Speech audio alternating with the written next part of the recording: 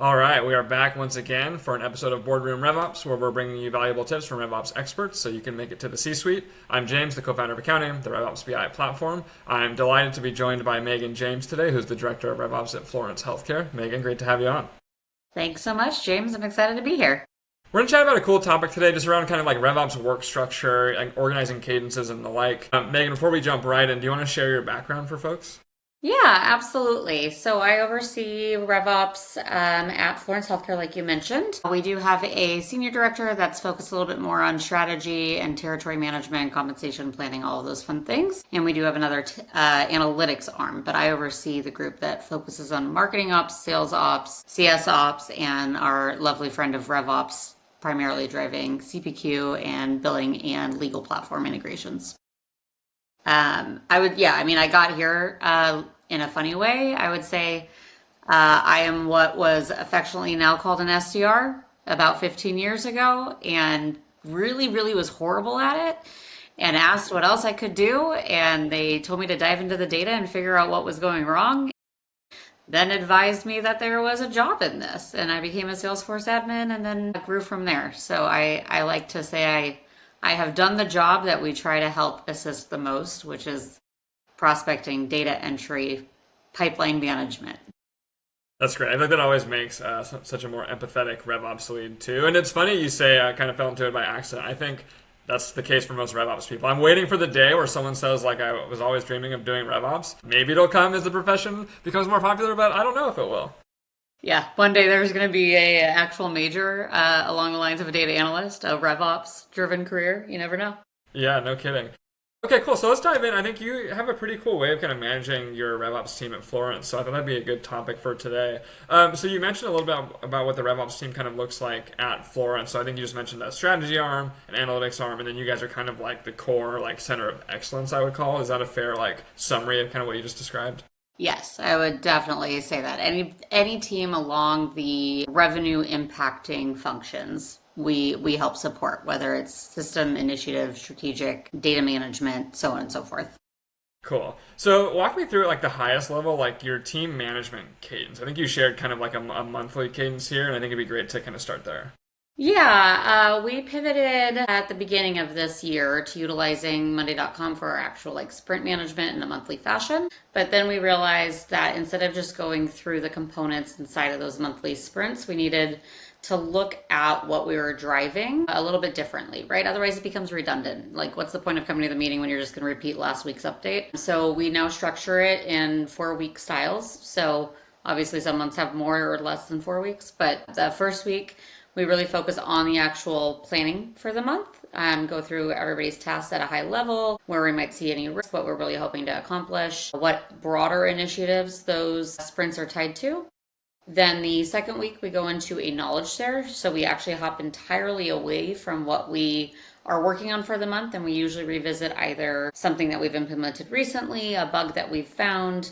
Occasionally, when we're actually working through stuff, we'll actually do an all hands session where we're trying to resolve an issue together because different perspectives, right, might make the issue much smaller than it seems to someone. And then the third week, we actually go through and look at what is at risk for being accomplished this month.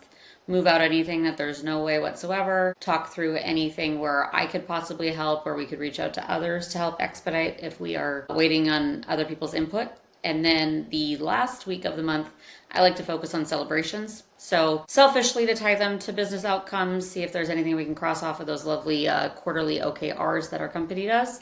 But also just to remind folks that we can celebrate the small wins, because I personally don't feel like anything's ever totally done in RevOps, so you need to take the time out to celebrate that you just cleaned up 10,000 duplicates, or you just got everybody in the room for once to solve what an MQL definition is. The little things matter. They do matter. And if, we're not going to celebrate them on the RevOps team, like who is, right? So often these important things go kind of unnoticed. I think that's so important. I absolutely love this model, I think, for a couple of reasons. One, I always really enjoy, maybe it's ironic or maybe it's natural, when RevOps cadences and processes kind of match like a sales process. Like I've chatted with other RevOps folks in the past, and some advice basically boils down to like treat your RevOps work scoping as like discovery, figuring out what people really want. So I love that parallel. But what you just described to me is almost like a pipeline review or like a forecast process, right? It's like let's start with the goals of what we're committing to. Let's share best practices and enable the team. Let's actually do like a risk check, and then let's like track performance at the end of the quarter. So I think that's a really cool parallel, actually. Yeah, I mean, it's true. You start to, I guess, mimic what you see often, since maybe that's where we came up with the idea. I don't know, too many forecasting calls that we sat upon. No kidding. Let's jump through each kind of week in a little more detail if that works for you. So maybe starting with like week one, which I think was like work planning or like looking at the sprint board. Like maybe walk me through like that sprint board in a little more detail. Kind of like how are you operationalizing like what you choose to prioritize in a given month? Yeah, well, we try to make sure that we have the quarter frameworked out before we even start. So that's like a 3 month, I guess, insight to it. Every component that's categorized therein is defined by whether it's marketing ops, CS ops, sales ops, rev ops, admin, tech debt, or like a bug break fix. We always have a couple items on there that are placeholders because of meetings. You got to make sure you're tracking your capacity for just redundant meetings that happen, as well as we use a case process system for anything inbound that isn't correlated to a project. So my quote's not calculating, this lead won't merge, so on and so forth, right? But then along each project, we make sure that it has an owner, it has a secondary owner. We continue to refine the process. So this month we've actually deployed now a requirement for a QC. So we're like cross-validating each other's deployments before they happen from sandbox into production. And then the majority of them tie into larger projects that are aligned to OKRs and thus aligned to the company initiatives for the year. So you guys do OKRs at the annual level for the year? Yes. Okay, Yep. so you have the OKRs, and then each quarter you're maybe going to look at those, compare that to what has come like inbound, and just do like a triage. I imagine are you chatting with stakeholders to just make sure you have priorities right, or like how do you slot this like 3 month of work in?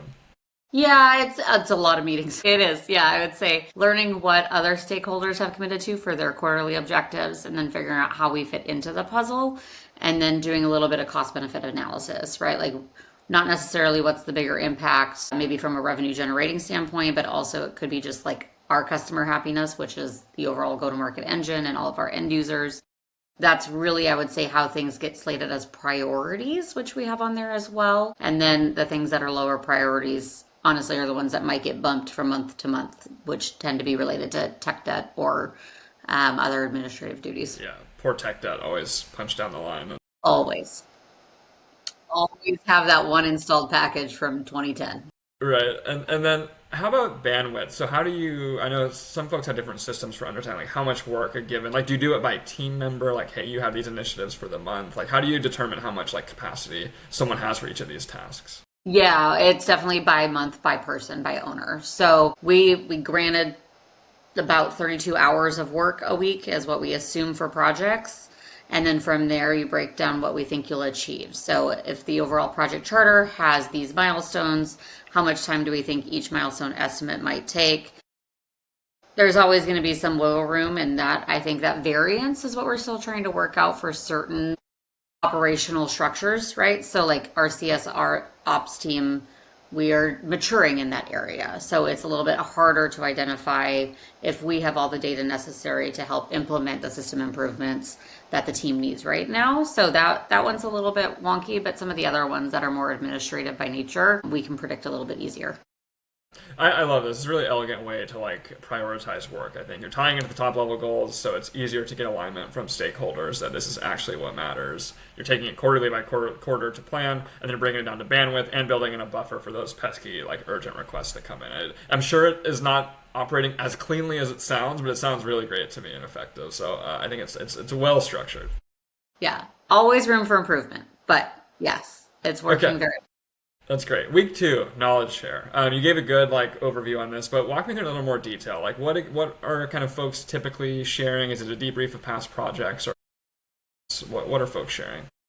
Yeah, I would say we tend to do round robin. So if there's anything top of mind, if anybody's released something, having our different arms focused on different operational areas. The nice thing is that most of our projects are not launched simultaneously, so we can showcase what we've been working on really authentically.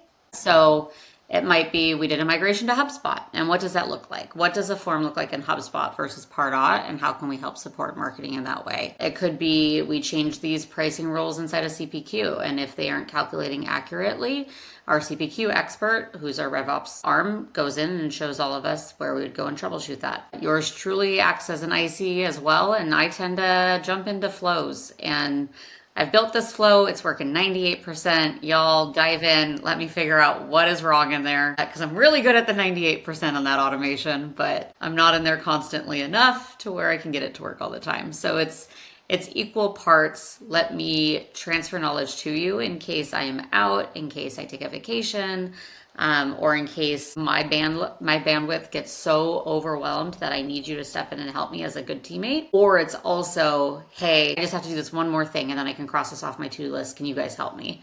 Mm-hmm. And we all jump in and help, because that's what most RevOps teams, we're small, we're nimble, but you got to help each other out to make progress. Yeah, I love this. I feel like context on the rest of the business too, so folks don't feel too like pigeonholed. It sounds really great for, I think, generally learning. I think like when people feel like they get exposed to more parts of the business, I think it really helps with just like overall job satisfaction and retention too. Like, do you see folks like pretty eager to like dig into these new things as well? Oh, absolutely. Absolutely. Our gal that's in marketing ops, she's only been on our team, well, actually almost a year. But she jumped in and taught herself flows on a whim.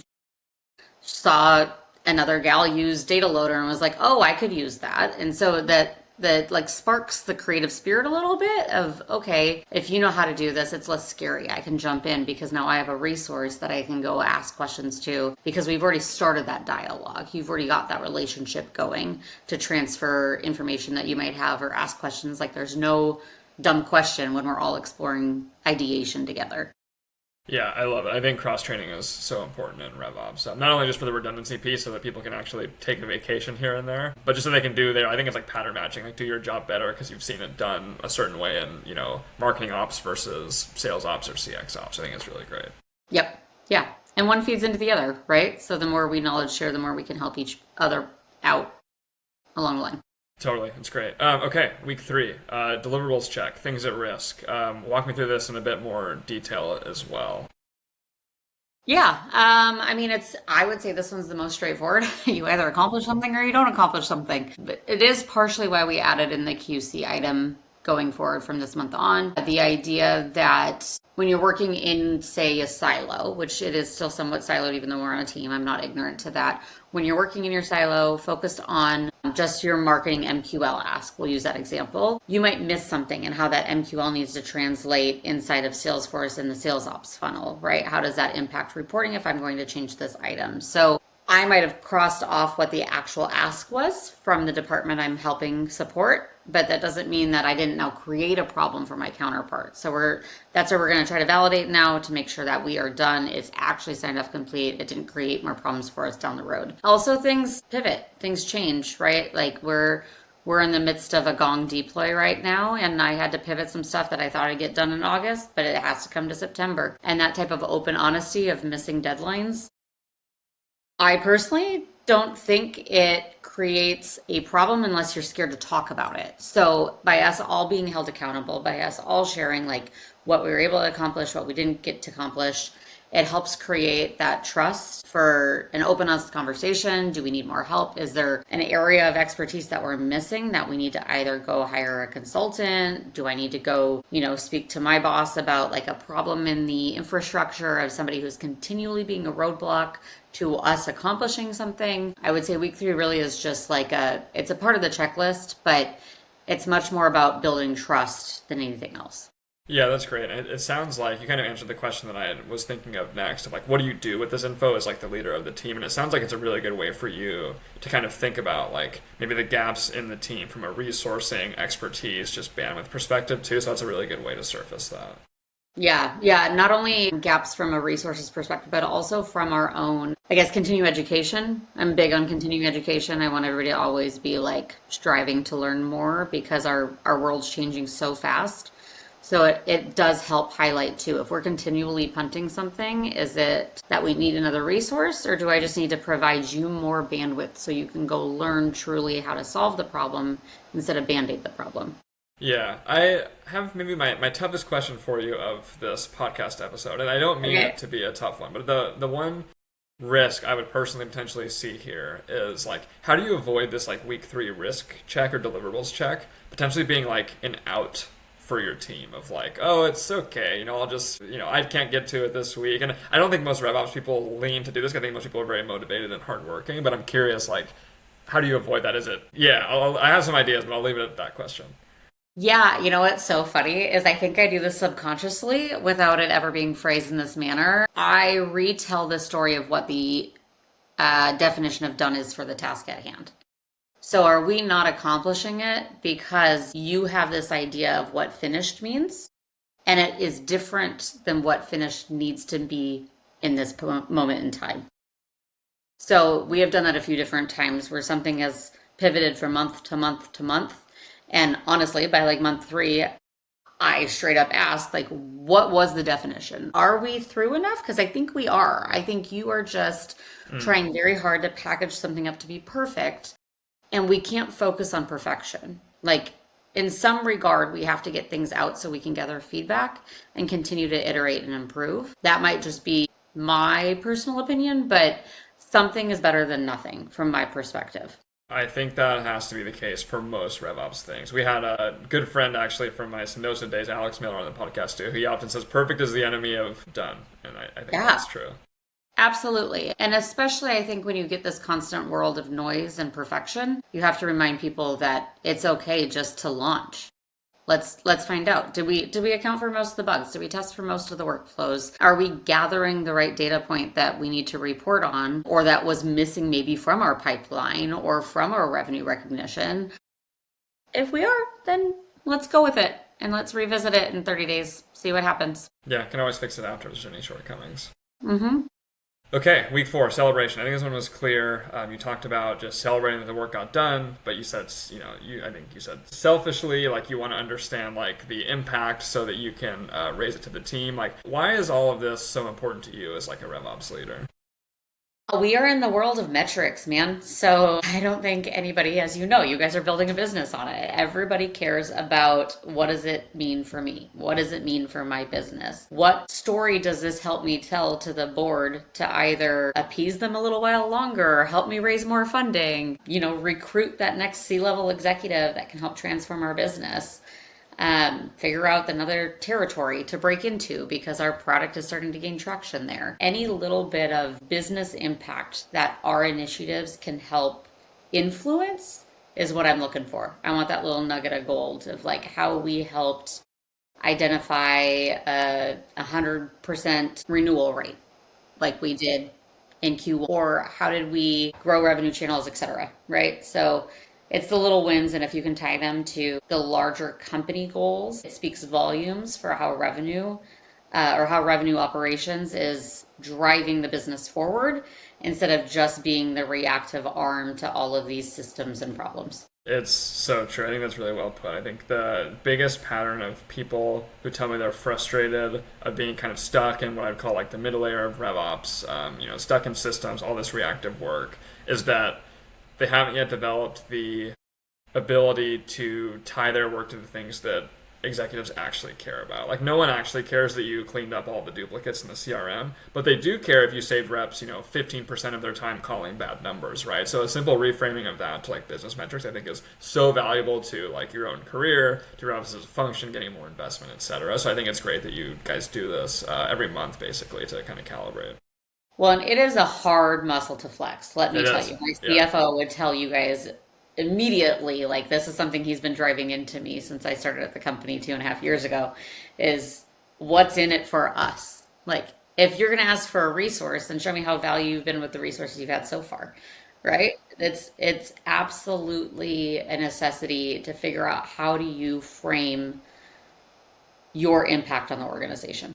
Yeah, I think we covered this pretty well, but any other benefits of this process for you, for your team, or for stakeholders that we didn't cover? No, I mean, I'd say just the only other piece is probably transparency. And I think anytime you align to like a sprint management process, there's also a little bit of nuanced buy-in from teams that you don't always work with, that you might only have to work with every once in a while, but you can point them to, your Monday board or your sprint board, your Jira, etc., and your process. And just the fact that you have that maturity helps immediately build some credibility with folks across the team that you might not see on a regular basis. That's great. And then any hidden challenges with this process? I'm sure it was not as easy as you make it sound, at least to start. Like, what should folks be thinking about if they were to try and roll this out? Yeah, I mean, I would say it still is a transformative process. You can't make it happen in a day. We had to try different installed packages. I mean, even just to pick our PM tool as Monday.com took about 6 months of last year's work before we decided, nope, here we go. We're going in January 1. This is what we're doing. And then like about every quarter, we're adding additional functionality into that, right? So now we have project charters to build out the RACIs to align better to the OKRs. So we have the paper trail so we can also do the better storytelling at the end. But all of that is an evolution. You can't just come in and overwhelm a team by saying, nope, this is how we're going to mandate it today. It'll work better if everybody gets to be involved in the process and help evolve it together. Yeah, that's great. I think it's a great place to leave it. Megan, thanks so much for coming on and sharing. I think this is, like I said, a super elegant solution to like managing work. I'm really grateful you came and shared it with us. Yeah, absolutely, James. I love what you guys are doing over there at accounting. I'm happy to chat with you whenever. Thank you.